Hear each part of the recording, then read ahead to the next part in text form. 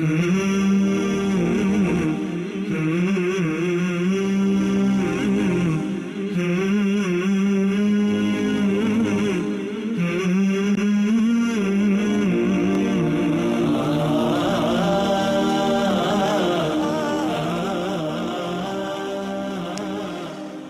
alaikum wa rahmatullah, que la paz y las bendiciones de Dios les acompañen. Muy buenas tardes y muy bienvenidos a Majales. Bienvenidos al programa de hoy, que va a ser y será y es una sorpresita para ustedes, espero que así lo sea, porque aprovechamos el motivo del Día Internacional de la Mujer, que es el próximo sábado, el día 8 de marzo. Como no tenemos Majales los sábados, aprovechamos y lo hacemos hoy y vamos a hablar, hacemos un paréntesis de la serie de programas sobre la ética y la moral en el Islam.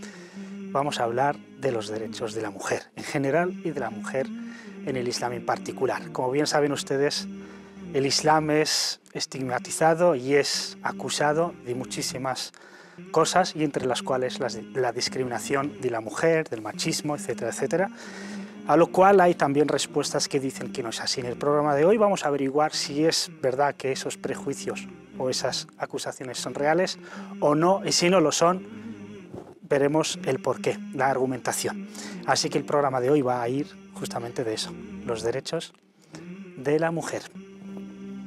Y para abordar este tema, inshallah, nos van a acompañar los hermanos Tawfiq Shaddadi, compañero de máster. Alaikum Tawfiq, bienvenido. Gracias, Barakallahu Fik.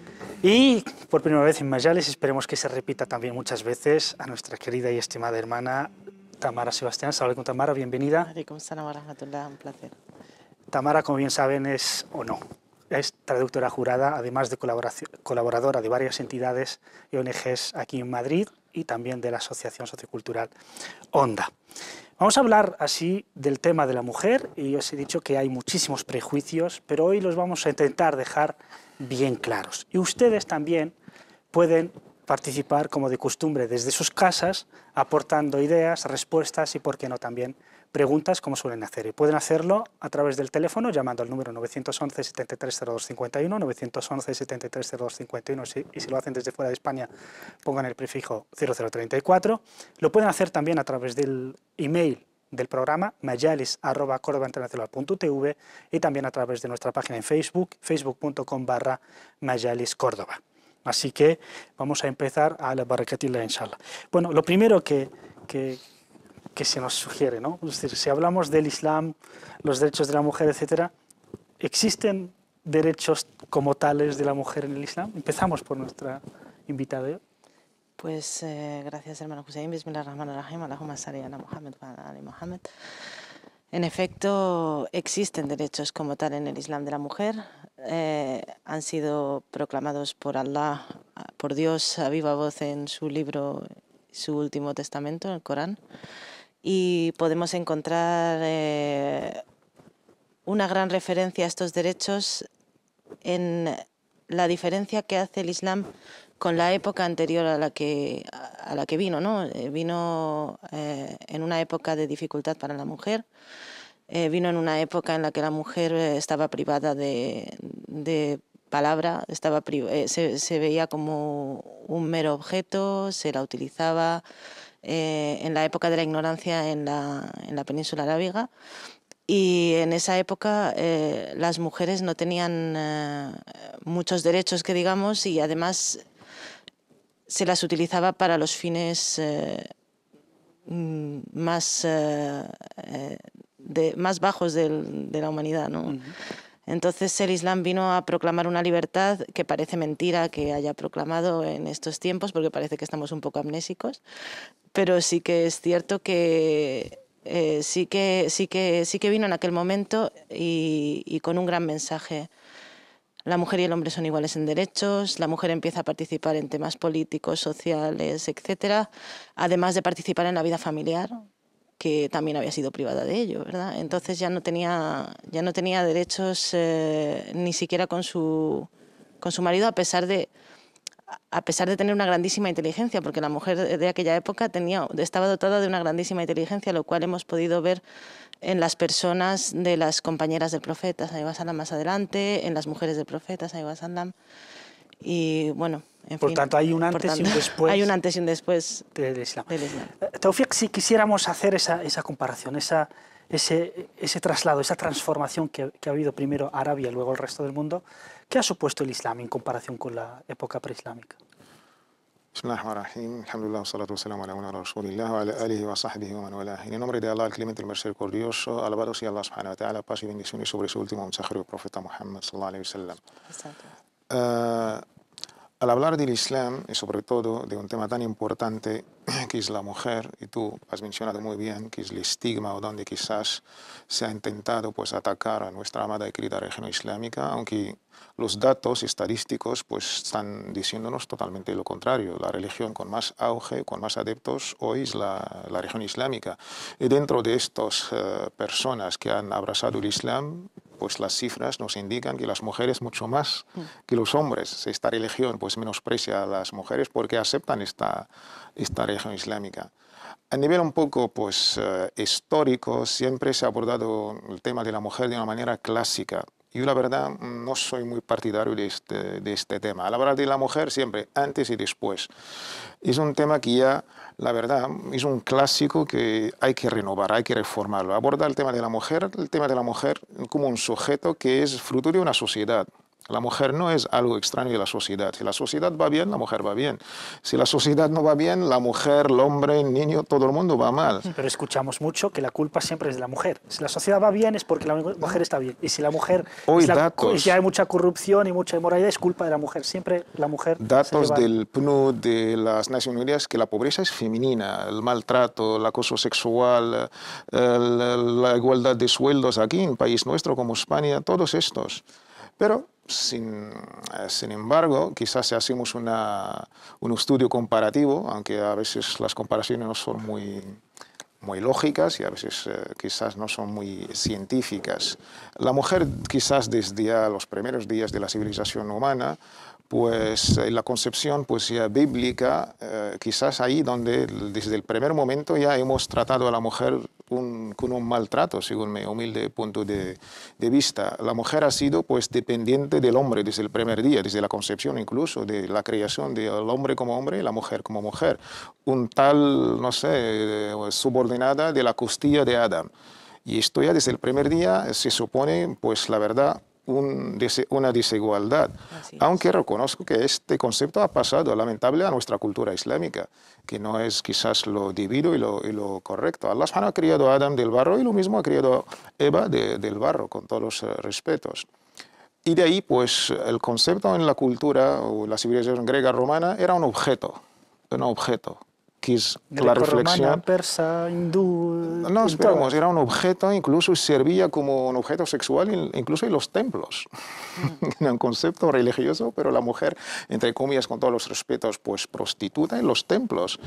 Y de ahí pasamos quizás a la civilización romana, más o menos lo mismo, aunque a veces le han dado cierta divinidad. Teníamos diosas, Afrodita, teníamos diosas no sé de qué, y los dioses ahí en las montañas de Olimpo se peleaban entre ellos, y un día a otro pues nace Júpiter, Zeus, Afrodita, Apolo, Cronos, toda esta mitología. Pasando luego, saltando directamente a la cultura judío-cristiana, y ahí quizás es lo que más duele. La mujer es la culpable de todo, del pecado original, de nuestra salida del paraíso. Adán es el señorito perfecto y la pobre mujer es lo que ha hecho todo. Y de ahí Dios, este Dios bíblico, la ha castigado por 9 meses de embarazo y por la menstruación y todo esto. Eso está en libros tan importantes como Génesis, que ya son fundamentos de la cultura judío-cristiana, y cuando digo judía cristiana, la cultura occidental. Y de ahí Persia y India, ya no te hablo, pues si hablamos de un referente religioso monoteísta abrahámico, ya de qué vamos a decir sobre los referentes ya más o menos de origen humano.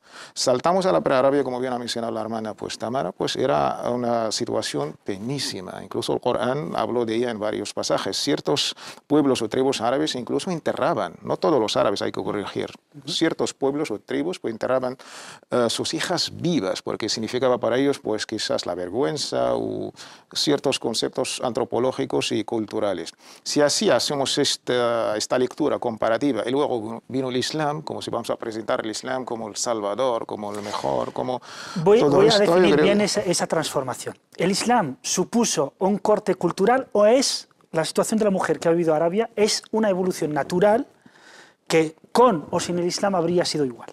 No, con el Islam yo creo que en su contexto histórico del siglo VII hay que entender, ha sido un hito, ha sido una revolución. Entonces hay un antes y un después. Exacto. No, pero digo que es que cuando hablo de esto no estoy, digamos que no, pero solamente el motivo intelectual de nuestros pensadores islámicos cuando hablan de un tema tan importante como la mujer se dedican siempre a comparar.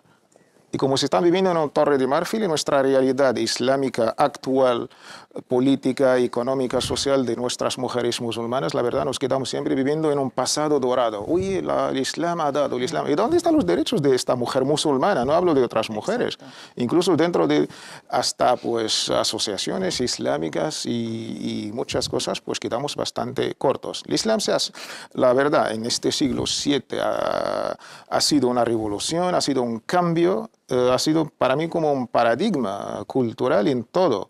Ha cambiado la manera de pensar, el concepto del ser humano en sí mismo, en esta combinación de lo material y lo espiritual. Y de ahí la mujer es igual, totalmente igual que el hombre. Exacto. El Corán nos habla en el versículo de la Vaca 228, وَلَهُنَّ مِثْلُ الَّذِي عَلَيْهِنَّ بِالْمَعْرُوفِ.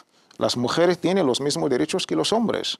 Y esta máxima coránica se repitió casi en un montón de aliyas y versículos. El mismísimo Muhammad sallallahu alaihi wasallam lo ha quizás plasmado. Aunque, bueno, en el desarrollo del programa de hoy veremos, porque también nos hemos quedado con la cultura judío-cristiana, pero también Europa ha dado un grandísimo salto y ya no se limita a esa concepción, digamos, religiosa antigua. Ha dado un paso hacia adelante, sí, importantísimo, y que está liderando, digamos, en la liberación de la mujer en el resto del mundo y la igualdad. Si vamos a profundizar de derecho de uno en uno, el derecho a la vida. Cuando decimos que el Islam le dio el derecho a la vida a la mujer, ¿a qué hace referencia? El derecho a la vida a la mujer, bueno, quiero hacer referencia precisamente a lo que comentaba el hermano Taufik, cuando las niñas eran enterradas vivas. Sí que es cierto que el Corán habla de que cuando la niña enterrada viva, voy a hacer referencia al Corán, perdóneme que lo lea, cuando la niña enterrada viva pregunte el día del juicio por qué ha sido asesinada, qué crimen habría cometido. Y además dice también el Corán que cuando se les informa de que han tenido una niña, ven sus rostros oscurecidos de pena y pesar. Dice el Corán precisamente esto porque antes enterraban a las niñas vivas, como decía el hermano, porque era un deshonor. Aparte de esta vida, ha dado muchas otras vidas a la mujer. Aparte de esta vida de salvarla, que la primera mártir del Islam, Sumaya, de hecho, fue salvada de un infanticidio. Sí. Aparte de esto, sí que se le ha dado vida a la mujer, dándole vida participativa, dándole vida personal, vida espiritual, dándole derecho a pronunciarse, dándole derecho a ser parte de una sociedad en la que ya no formaba parte nada más que como objeto. Sí que es cierto, como dice el hermano, que no es que haya un antes y un después. Sí, ya lo sabemos que no hay un antes y un después, pero sí que hay una diferencia en el trato, en el respeto a la palabra de la mujer, en el respeto al pensamiento, a la dignidad. La sociedad anterior era una sociedad árida y despótica completamente. Y ha pasado a ser una sociedad espiritual, una sociedad de fe, una sociedad de buen trato, pero no solo con las mujeres, porque en el Islam no hay una dicotomía entre el hombre y la mujer. En el Islam el hombre y la mujer son complemento. No es que el hombre vaya a ser superior que la mujer ni la mujer superior al hombre porque haya llegado el Islam, sino que realmente se ha hecho un completacionismo, como bien decía una hermana hace poco me comentaba. Nosotras no somos feministas, somos completacionistas, ¿no? Porque realmente sí que existe un complemento entre el hombre y la mujer y el profeta, que la pasea con él, con su propio comportamiento, vino a dar vida a ese complemento. Vino a enseñarnos cómo comportarnos y a coexistir, a cohabitar, a convivir entre hombres y mujeres. El Islam nos ha hecho revivir de muchas maneras, empezando por el corazón, limpiándonos y luego comportándonos con todo lo que nos rodea. Entonces el derecho a la vida, el derecho a la dignidad, el derecho a la libertad, como bien has mencionado. Vamos a hacer también mención especial al derecho a la igualdad. Luego veremos en el sentido político, económico, etcétera. Pero cuando hablamos de que la mujer, porque es una de las grandes acusaciones contra el Islam, es la discriminación. ¿Hay discriminación hacia la mujer o realmente hay igualdad? Esta es la música que siempre se ha tocado, yo creo, bastante, a veces depende de las intenciones. Yo siempre llamo a esta gente, si de verdad hay muchas músicas que escuchamos, ¿por qué nos sentamos juntos y ponemos una letra entre todos y quizás podemos llegar a una conclusión, pues por lo menos científica y basada sobre conocimiento de fondo del tema? Cuando hablamos de la mujer, ¿qué significa la mujer para nosotros? Antes de hablarle de sus derechos e incluso obligaciones, cuando hablamos de derechos, también hay que hablar de obligaciones, que esto ya es por lo menos obvio. La mujer para mí es mi madre, la mujer para mí es mi hermana, la mujer para mí es mi mujer, la mujer para mí es mi hija. Pues este es el concepto de la mujer. Yo quizás pretendo tener derechos y quizás mi madre no. Mi hija no, mi mujer no, mi hermana no. Había un filósofo que se quedó toda su vida triste cuando se enteró que lo parió una mujer. Se dice que es Platón. Hombre, Sócrates, que era su profe, hacía el papel de su madre, que era comadrona, partillaba las heridas de la gente. Pues entre el profe Sócrates y Platón, pues yo creo que Sócrates bajó la filosofía del cielo a la tierra, aunque Platón lo ha devuelto otra vez a otro mundo, que es el mundo de las heridas. Y precisamente Platón en este concepto que tiene, yo creo que es un fundamento en lo que estamos pagando y sufriendo la cultura occidental en general, no solamente en su faceta judío-cristiana. Platón decía en su mundo de las heridas, en su idealismo, que Dios, no sé quién era, Júpiter o Zeus o de estos dioses, en la mitología griega, crió al ser humano pero sin sexo. Afrodita, no había masculino y femenino. Y no sé qué pasó, este ser desobedeció a Dios, entonces Dios lo castigó. ¿Qué era el castigo? Lo dividió en dos. Este es masculino y otro es femenino. Hasta nuestra concepción de seres humanos masculinos y femeninos es un castigo de Dios en la cultura occidental.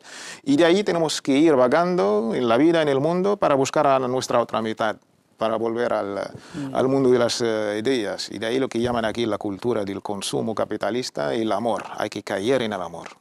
To fall in love, tomber amoureux, porque tengo que caer, si no me voy a hacerme daño. En árabe tenemos la palabra directa, ahabba yuhibbu, ama y amar. Pues a tu pregunta, a estos quizás mi madre, mi mujer, mi hermana y mi hija, pues mis derechos son sus derechos. El concepto coránico, como bien he mencionado antes, la Aliyah 228, en el famoso hadith narrado por el Imam Dawud, que es un hadith auténtico, An-nisa'u shaqa'iqu rijal. Las mujeres son mitades, hermanas, iguales que los hombres. Todas las traducciones son posibles. Y de ahí, pues todos los derechos que podemos citar, no solamente los derechos que nos ha regalado después de 2 guerras mundiales, se han sentado los ganadores de la guerra, de la Segunda Guerra Mundial, nos han establecido un listón de derechos, que no tenemos nada en contra, pero es algo solamente escrito, papel mojado, que esta mujer no ha disfrutado. Por eso se ha creado un día internacional. Y los demás 364 días esta mujer no va a tener derechos. ¿Y por qué teníamos que pasar lo que pasó en 1911 o 10 en aquel incendio en la fábrica de Estados Unidos de Nueva York? ¿Y por qué tenía el dictador Trujillo que matar a las hermanas Mirabal? Para luego Naciones Unidas tiene que celebrar este Día Internacional de los Derechos de la Mujer. Estamos totalmente de acuerdo. Esta mujer tiene que disfrutar de sus derechos, por supuesto. Pero hay que entender, cuando hablamos de la mujer, hablamos de estas personas. Lo que a ti amas para ti mismo, lo vas a amar no solamente para el prójimo, para tu hermano, para lo más querido y cercano para ti, que es tu madre, tu mujer, tu hija y tu hermana. Y es una máxima del musulmán.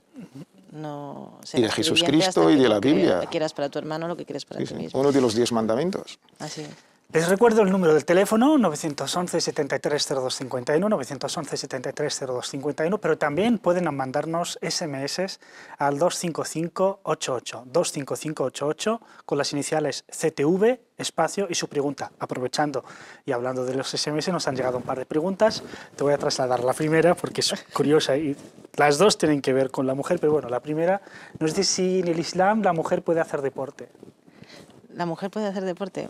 Bueno, está girando en principio la mujer tiene derecho a hacer deporte. Yo no soy una persona sabia para emitir ningún juicio legal, pero en mi opinión y en la de bastantes sabios, la mujer puede hacer deporte, evidentemente cumpliendo sus obligaciones principales de cubrirse como debe y ser respetuosa Y bueno, en principio sí, el Sheikh yo creo que podrá responder mejor a la pregunta. Inshallah, jazakallah khairan. Gracias. Y además aprovecho y les recuerdo que entre otros organismos internacionales que ya permiten que la mujer musulmana compita con su hijab, al igual que otras religiones, con el turbante, etcétera, está la FIFA, que hace nada, ha aprobado, digamos, que la mujer musulmana pueda jugar al fútbol respetando su indumentaria islámica. Si tienes algo que añadir sobre esto también, pero también la pregunta nos dice si una mujer de viaje puede hacer tayammum en el coche y rezar en el coche.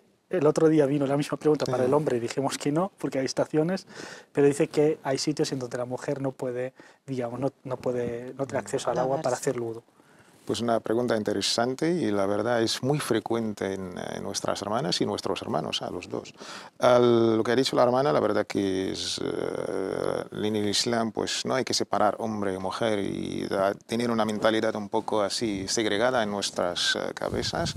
Hombre y mujer, derechos, no, los mismos derechos que puede disfrutar, por supuesto, los dos.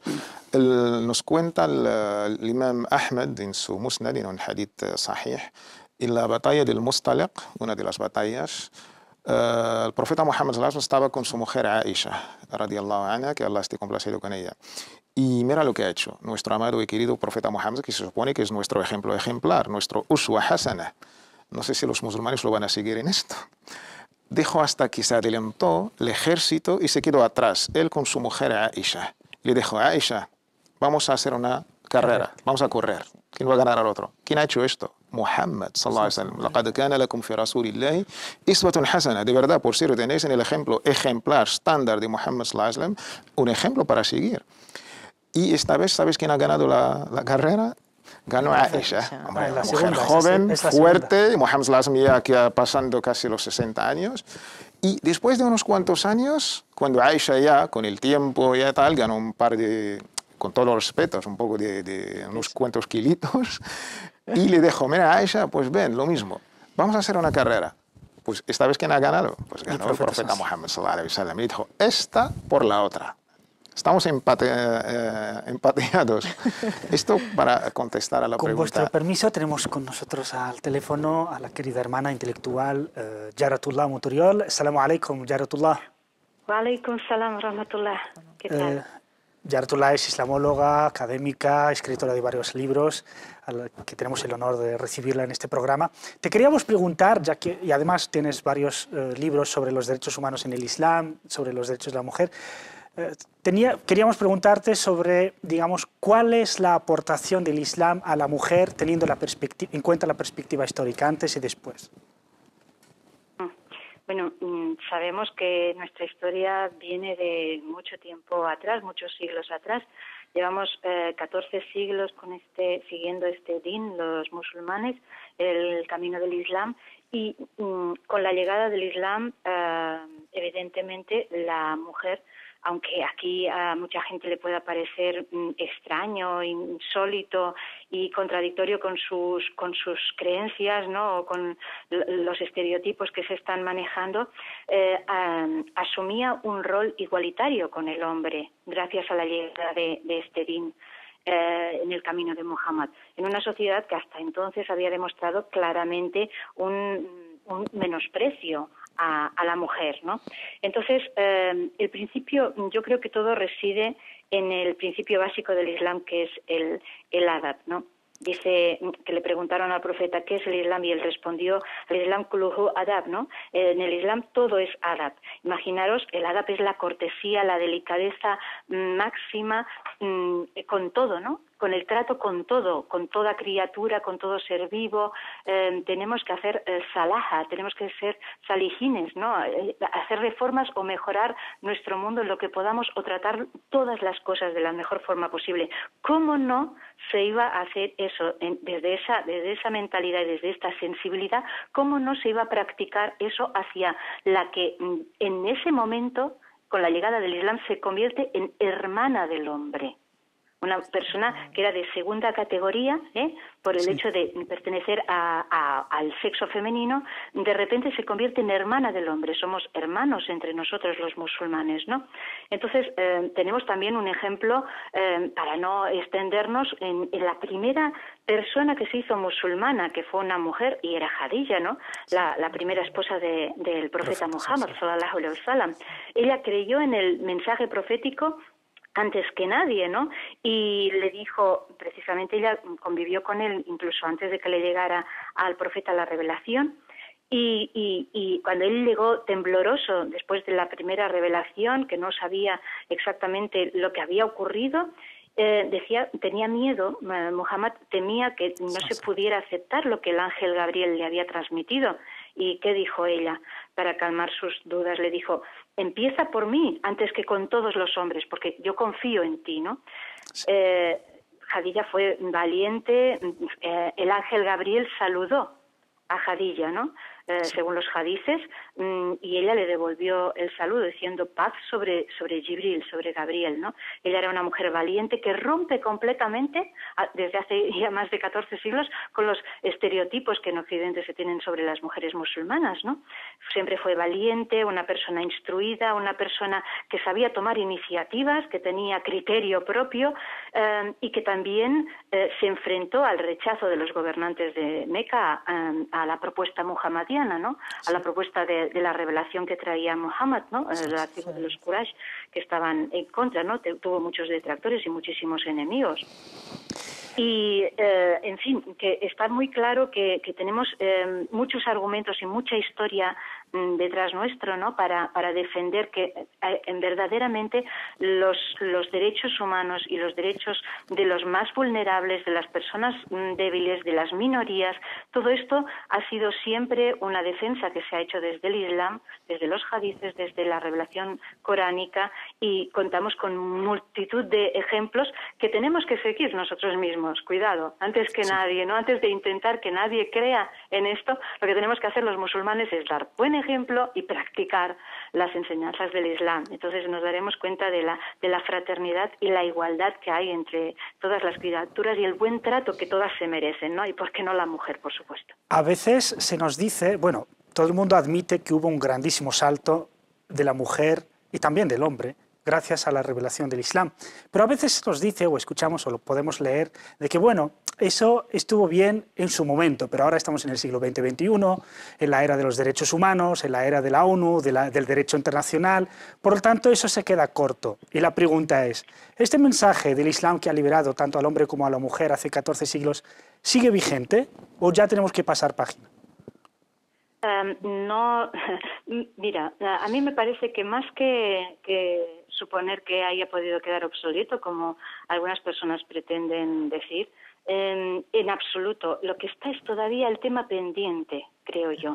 Es que este mensaje de Muhammad y toda la revelación del din del Islam, alhamdulillah, de verdad que era una cosa revolucionaria para las mentalidades de aquella época.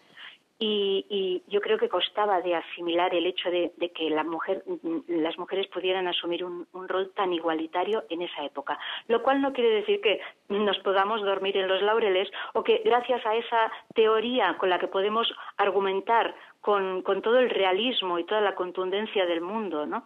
De que tenemos unos derechos ya en los que podernos basar desde nuestros principios, desde nuestros fundamentos islámicos, eso no significa que no tengamos que practicarlos, ¿no? Y es verdad que nosotros somos, como he dicho antes, también los primeros que tenemos que dar ejemplo, ¿no? Pero el propio Corán nos dice que no permitirá Allah que se desmerezca la obra de nadie de nosotros, seamos hombre o mujer, ¿no? Porque procedemos los unos de los otros. Bueno, como esta ley, como este signo coránico, hay muchísimos otros signos que lo que quieren hacer es llamarnos la atención, ¿no? Lo que hace el Corán está lleno de aleyas, de signos, que lo único que quieren hacer es despertarnos la conciencia. En ese despertar de las conciencias lo que no podemos hacer es quedarnos dormidos por el hecho de que hace 14 siglos, teóricamente, ya se nos dijo que las cosas estaban bien. No. Nosotros tenemos un deber, además, califal. Tenemos que reconocer la sinceridad ¿no? de hombres y de mujeres. Tenemos que comprender que la presencia femenina en cualquier ámbito del Islam es un síntoma de salud para la comunidad, ¿no? Eso es importante y hay que practicar la tradición islámica de dar la bienvenida y de acoger a la persona que venga con buenas intenciones a obrar fisabilidad con todas las buenas intenciones. Y tenemos que recordar que, y también se nos dice que se ha puesto califas en la tierra, y esos califas, el califato no es solamente lo que se entiende vulgarmente como la capacidad de presidir o administrar un pueblo. El califato es un atributo de las personas humanas sin distinción de género, que nos empuja a todas y a todos a llevar las riendas de nuestra vida y nos da una gran responsabilidad que, como os recordaréis, ni las montañas podían asumir, ¿no? Pero que el ser humano tiene la obligación y el derecho de asumir como persona humana. Entonces, si somos califas, quiere decir que no se nos puede liberar de esa responsabilidad y de esta cualidad califal, y a las mujeres tampoco, ¿eh? Y tenemos que compartir esa responsabilidad, hombres y mujeres, porque si no nos vamos a quedar cojos, ¿no?, en esta comunidad. Pues muchísimas gracias, hermana Yaratullah, muy amable por su participación. Así que, bueno, nos quedamos con el mensaje de que, bueno, no nos podemos quedar en los laureles, sino que la propia mujer musulmana y la comunidad, hombres y mujeres, tenemos que reconquistar esos derechos y no es solo cuestión de teoría. Nos vamos a una pequeña pausa. Muchas gracias y muchos ánimos. Salam alaikum. Wa alaikum salam wa rahmatullah. Barakallahu fiki, hermana. Nos vamos a una pequeña pausa y volvemos inmediatamente después. Hasta ahora.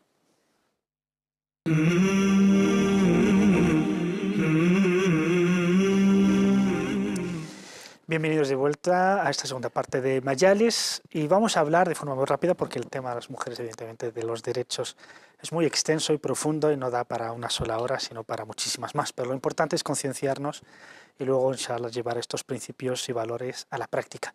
Les recuerdo el número de teléfono para que puedan participar, 911 73 02 51, 911 73 02 51, al igual que lo pueden hacer a través del SMS 25588. Al 25588 con las iniciales CTV, espacio y lo que quieran decir, su opinión, comentario o pregunta. Vamos a seguir la división de los derechos tal cual está en los pactos internacionales del derecho internacional para que así nos sea más fácil entender estos derechos que ya existían hace más de 1400 años. Así que vamos a ir por los diferentes pactos de los derechos civiles, políticos, luego los derechos económicos, sociales y culturales. Y lo primero, la pregunta, te la paso a ti, Tamara. Los derechos políticos, es decir, ¿qué ha ganado a nivel político la mujer musulmana? Bueno, la mujer musulmana desde la época del profeta Mohammed, que la pasea con él, ha ganado derechos en cuanto a los que poseía anteriormente, evidentemente, pero ha ganado que se le escuche primero. Esto es muy importante. Ha participado en momentos cruciales para la comunidad. Por ejemplo, tenemos un ejemplo muy claro en Salama en el Pacto de Hudaybiyah, sí, que recordamos que aconsejó al profeta que la pasea con él, qué hacer y así ser ejemplo para el resto de la comunidad. Y el profeta que la pasa con él sí que aceptó su consejo, por lo tanto tenía en cuenta a la mujer. Tenemos al grandísimo ejemplo de Aisha, que la pasa con ella, la madre de los creyentes. Esta fue una mujer muy especial en la política. De hecho, podemos encontrar momentos de la historia del Islam como la batalla del camello, ¿verdad? Que en la batalla del camello pues, fue crucial en la participación precisamente política de Aisha, que bueno, luego se le recriminó mucho que saliera de su casa, pero en realidad lo que quería hacer ella era aplicar una justicia, ¿verdad?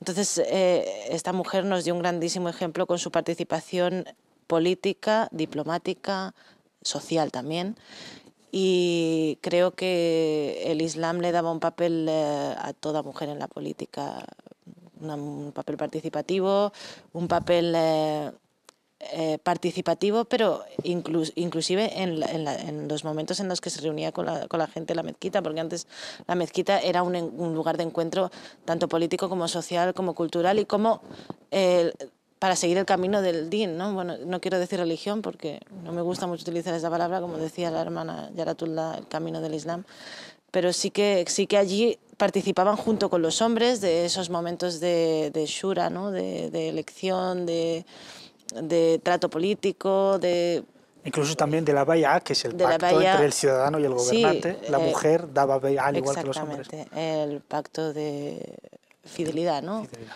Juramento de fidelidad. Esto a nivel de derechos políticos, participación también civiles, libertad de expresión, se podía recriminar al califa, aconsejarle, oponerse. Eso es. A nivel de los derechos económicos, sociales y culturales que tenemos.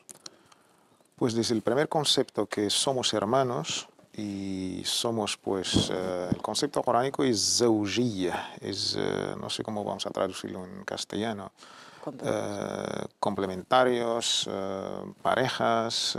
Este es un señal de Allah subhanahu en todo lo que ha creado. Todo lo que ha creado siempre de una manera zawjayn, son dos. Pero solamente recalcando algo que es esta lectura de derechos y separar los aspectos de la vida occidental, quizás no está apoyada o compartida por otras culturales. No es siempre ponemos el paradigma occidental del mundo, de la cultura, de la política, pues es lo que domina, no vamos a decir que no, pero también hay otras lecturas de la vida en general en todos los aspectos. Pero incluso en el contexto nuestro occidental, teníamos que esperar hasta la Revolución Francesa para alcanzar esta primera declaración de derechos del hombre. Y así, del hombre, subrayo, la palabra del hombre, la Declaración Universal des Droits de l'Homme. Y teníamos que esperar no sé cuántos años hasta que va a venir la gran mujer intelectual, luchadora francesa, Olympe de Gouges, Olimpia de Gouges en español, o de Gouges, no sé cómo, Olimpia. Pues ella, pues quizás la primera que ha añadido solamente la palabra la mujer, la Declaración Universal des Droits de l'Homme et de la femme, pues ciudadano, citoyen. El Islam, Permiso, pues, te voy a cortar, porque la reflexión va más allá. Tenemos con nosotros al teléfono a Alejandra. Assalamu alaikum, Alejandra, buenas tardes. Assalamu alaikum. Alaikum salam, díganos. Assalamu alaikum, Tamara. Buenas. Quería hacer varias preguntas. Una es que, primero, si la mujer puede rezar en voz alta y quién la podría escuchar en el caso de ser afirmativo. Otra pregunta es si podría rezar también escuchándole a una persona, una mujer cristiana. ¿Bien? También otra pregunta es si hubiese piscinas solo de mujeres, ¿podría asistir una mujer a una piscina solo de mujeres? Y también otra pregunta es que cuando una amiga mía se casó, le dijeron que tenía que obedecer al hombre, entonces tenemos varias opiniones al respecto y queremos que nos aclarara exactamente a qué se refería. Y tengo una amiga que tiene otra pregunta, ¿te la puedo pasar? Sí, vale, de acuerdo. Hola. Hola, díganos. Hola. Creo que se ha ido la llamada. Sí. Se ha ido, sí. Que se ha perdido. Bueno, vamos a responder de forma, si queréis, rápida las preguntas de Alejandra. ¿Puede una mujer rezar en voz alta en caso de sí que la puede escuchar? el tema de la voz alta o baja es un tema siempre cuando hablamos en un contexto. Y la mujer, desde luego, no hay ninguna obligación, es opcional. Si ella quiere hacer escuchar a ella misma, no hay ningún problema. Pero no es una condición de salat. Incluso al hombre se está rezando de manera individual incluso. La voz alta en el caso de imam, hombre, para que les escuchen. Esta es la filosofía de la voz o alta o no es alta. Y la mujer es opcional, incluso pues está rezando ella como imam con mujeres. Sería un poco pues que haga que las demás mujeres que están con ella que la pueden escuchar. Si ella está sola, pues que haga escuchar a ella misma es suficiente, pero no es una condición de salat. Dice, ¿le puede escuchar a una mujer no musulmana recitando el Corán? Hombre, sería mucho mejor así ahora da'wah y dar una imagen y le va a incitar a conocer un poco el Corán. ¿Puede una mujer ir a una piscina solo de mujeres? En principio no hay ningún problema. Como bien ha mencionado la hermana, pues el deporte es querido en el Islam, pero siempre con las condiciones y limitaciones que pone el Islam, pues solo para mujeres. Y luego la manera de vestirse, del burkini, que se ha salido en los medios de comunicación, en contra del bikini y todo esto. Por nuestros sabios no se han puesto de acuerdo entre la parte púdica de la mujer con la misma mujer y la mujer musulmana o la mujer no musulmana. Una opinión mayoritaria es del ombligo hasta la rodilla, pero la verdad en este caso se aconseja mucho más a tener en cuenta la confianza entre las mujeres. Entonces, el otro tema que nos ha preguntado es cuando habla de la obediencia de la mujer al marido. ¿Cómo se entiende esa orden de que la mujer haga caso a su marido? ¿Cómo se entiende en el Islam? por lo que yo entiendo, lo que se entiende en el Islam, quiero trasladarlo a mi opinión personal, porque tampoco me atrevo a dar ningún veredicto al respecto, pero sí que por lo que sabemos, casi todos los musulmanes, la mujer debe ser obediente al hombre y el hombre debe comportarse bien como la mujer. Hay que tener en cuenta que el hombre debe ser un creyente. En el Corán, cuando se refiere al hombre, no se refiere a cualquier hombre, se refiere al creyente.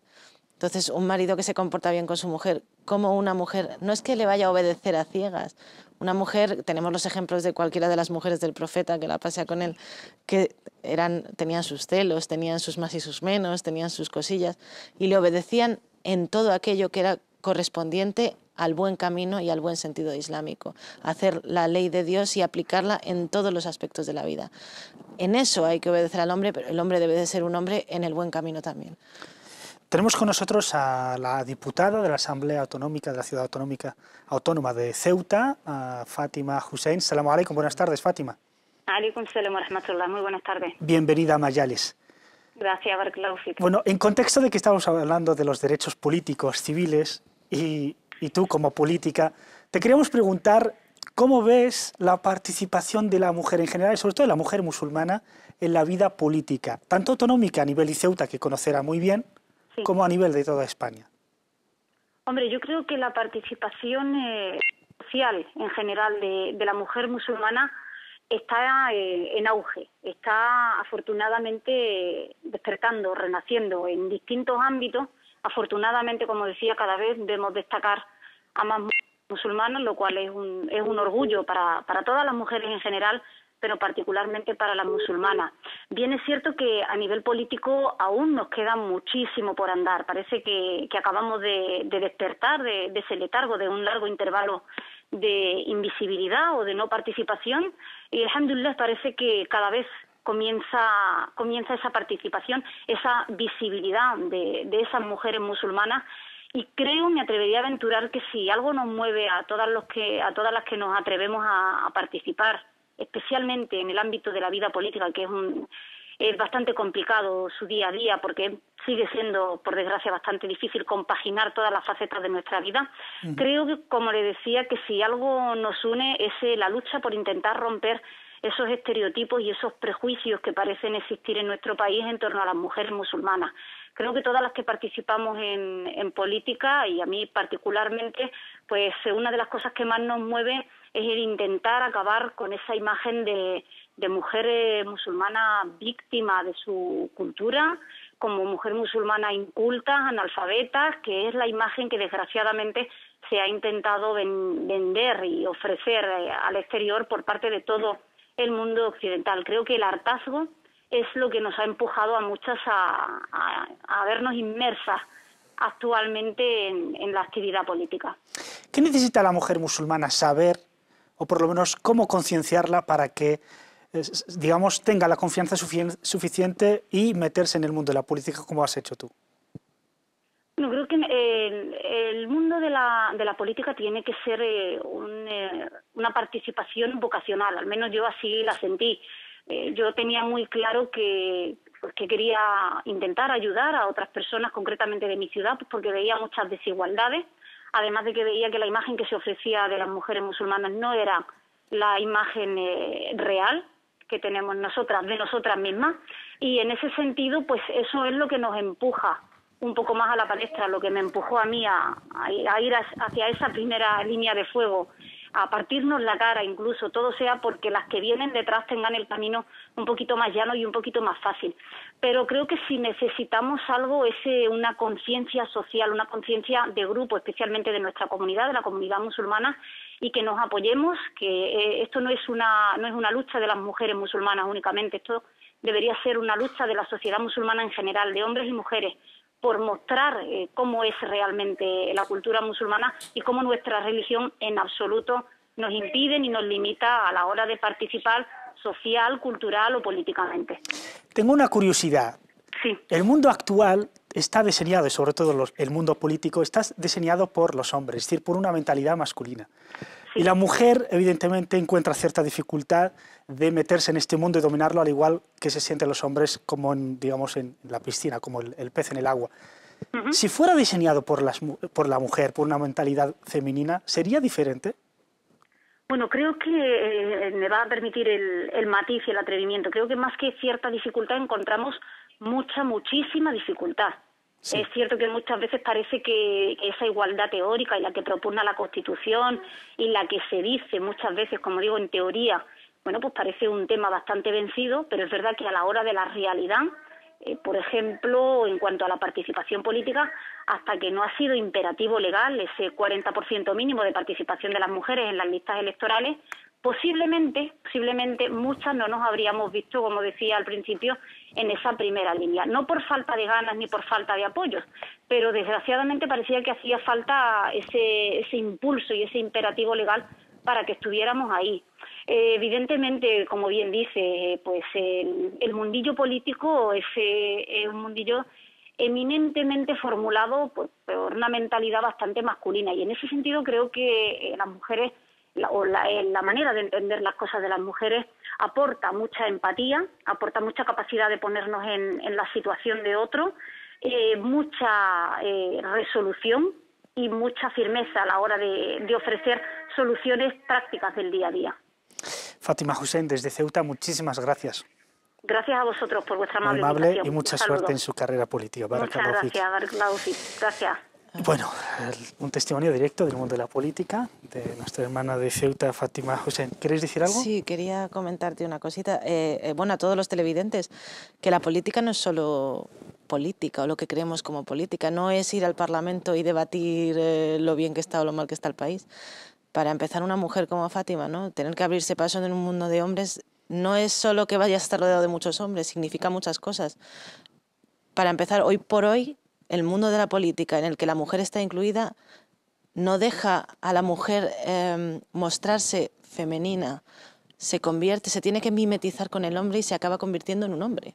En cierta manera, no en todo, no quiero... Pero la gente da como ejemplo a Merkel, a Thatcher, que al final... Sí, así es. Son mujeres, pero al fin y al cabo son igual de duras como cualquier otro... Bueno, en nuestro país tenemos mujeres femeninas que no dejan de perder su feminidad, pero a la hora de actuar en la política, que no solo es política por el diálogo en el Congreso, como decía, es que es política, es sociedad, es sanidad, es un montón de ámbitos en los que la mujer debe empezar a incluirse, debemos empezar a participar en estos debates, empezando por nuestro entorno. Así se empieza en la política empieza con tu vecino, con tu familia. Política es interesarse por los asuntos públicos, por los demás, y eso es la esencia del Islam mismo. Además, hay una curiosidad que me gustaría trasladarles, y es que idiota, en griego, la palabra idiota significa el que no se interesa por los asuntos públicos, ¿sí? El que no se interesa por la gente. Es una reflexión que deberíamos de llevar un poco a nuestras mentalidades. El tema del tayammum que nos ha quedado pendiente, que no hemos respondido. El tema del tayammum, que es la limpieza en seco, en la ausencia del agua, o con la presencia del agua, presenta un cierto daño a la salud. Esto normalmente son las dos condiciones que permiten hacer el tayammum. En este caso, la hermana o el hermano que está de viaje, ¿dónde están estas dos condiciones? Estás de viaje, vas a parar en cada parada, cada 2, 3 horas para tomar un café o para incluso hacer las necesidades. En este momento uno puede hacer todo la ablución con agua caliente, fría directamente. Es un error que piensan solamente por el viaje, unos incluso llevan en el autocar, yo he visto, en el autocar de Marruecos, 26 horas, pues algo, una piedra y lo pasan por todos los pasajeros. Y dije, señores, esto no es correcto. No, es que estamos de viaje. No, el viaje es un asunto totalmente distinto. Hay otro permiso de juntar los dos rezos, Dhuhr, Asr y Maghrib y Isha. Pues a todo que está de viaje, pues no tiene el derecho de hacer tayammum, salvo por las dos condiciones que hemos mencionado, pues la ausencia del agua, la presencia del agua, pero hay un problema, un daño, un peligro. Que no se pueda utilizar. Exacto. Pues, o que el tiempo de la oración se te va a pasar. Esto ¿no? Ya es un extremo, ni siquiera vale la pena mencionarlo, porque la gente entra en estos detalles y tal. De acuerdo. No sé qué era más la primera esta, ¿no? Sí. Volvemos a las demás y también a la profundización en los temas de los derechos. Tenemos con nosotros a Leila de Barcelona. Salamu alaikum, Leila. Salamu alaikum, warahmatullah. Buenas tardes, díganos. Bueno, tenía un par de preguntas. La primera es que he escuchado que los sueños malos no se pueden contar. o no se deben contar, o Sí. si se pueden contar, no estoy segura. Y la segunda pregunta, a ver, mi marido fuma tabaco y tiene la duda de si después de fumar pues Sí. tiene que hacer ludo desde el principio o no tiene que hacer el ludo. Y la otra era que si los caracoles, porque se supone que los animales de tierra no se pueden comer, no sabemos si los caracoles son haram o no son haram. ¿Los caracoles de Sí. aquí o de allá? De cualquier parte. De acuerdo. Los caracoles. De acuerdo. Muchas gracias, de tierra, Leila. de tierra. De acuerdo, caracoles de tierra eres. Es que de tierra entendí de aquí o de allá. De la tierra. Muchas gracias, Leila, por sus preguntas. Nada. Gracias. De forma breve, La se primera pueden- pregunta. los ¿qué era? sueños malos, ¿se cuentan Los o no sueños se de cuentan? tipo, en Islam son de tres tipos, así de breve. Un sueño que es una buena aventura de Allah subhanahu wa ta'ala, bishara, no hay que pues alegrarse y basarse sobre él, es algo que nos ha dado buena noticia, buena aventura. Contarle a alguien de devoción, de confianza, de buenos modales, para que tú le interpretes de la mejor manera posible. Ya está. Segundo, un sueño que es algo de Satanás. Pues esto, pues un sueño malo, pues no lo cuentas a nadie por consejo, no por nada. Es preferible no contarlo a nadie y no te va a pasar nada. Y nos aconseja nuestro mensajero Muhammad sallallahu alaihi wasallam en este caso, pues al levantarse o despertarse por la mañana, girarse a la izquierda y pues escupir sin saliva 3 veces y decir la palabra A'udhu billahi minash shaitani rajim, el refugio en Allah subhanahu wa ta'ala del maldito Satanás. El tercer sueño es pues algo pues de nuestro ego, de nuestro nafs. He pasado toda la noche mirando una película de terror y he visto pesadillas. Pues ya está, es lo mismo, no lo cuentas a nadie. O a veces también existen sueños, lo que podríamos llamar de alguna manera, que es una aventura mía, un sueño cósmico. Uno ve cosas que pueden pasar, luego pasan. Si esto lo puede tener también cualquier persona.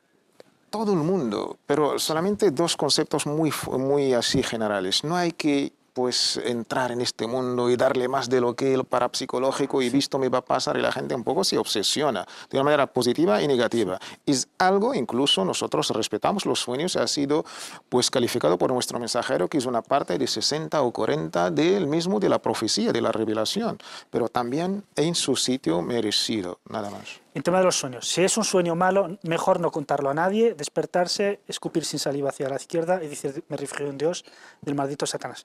Y si es bueno, contárselo solo a alguien que te quiere bien, que te quiere, que no quiera ni hacerte daño, ni que te odie, ni te envidie por ello. La segunda pregunta es si el hombre fuma, pero está con ablución y quiere rezar, ¿tiene que renovar toda la ablución o solamente limpiarse la boca? Y primero al hermano le queremos lanzar mensaje, y a través del hermano a todos, hermanos y hermanas incluso. El tabaco ya es ahora, pues, entre todos los sabios, con cierta quizás unanimidad, que es algo haram, por dañoso, por perjudicial a la salud y a la economía. Y yo digo al hermano, si el tabaco, ¿qué es? ¿Una comida o una bebida? En los 2 casos. Un musulmán cuando... No, se supone... O comer, los egipcios dicen, pues, yashrab sijara, lo tratan como bebida. En Marruecos no sé cómo lo llamamos, pues se fuma. Si es algo, pues, entre comida o bebida, al comer o al beber, ¿qué debemos decir? Debemos decir Bismillah. Al hermano, al fumar, va a decir Bismillah. Y cuando terminamos la comida o la bebida, ¿qué debemos decir como musulmanes? Alhamdulillah, alabado sea Allah, dando las gracias. Pues yo pregunto al hermano. Hombre, a veces te piden un cigarrillo y te dicen Barakallahu fik. Barakallahu tú, ¿qué tal? Perdón. Al terminar el cigarrillo, el hermano va a decir gracias a Dios por esta bebida o por esta comida.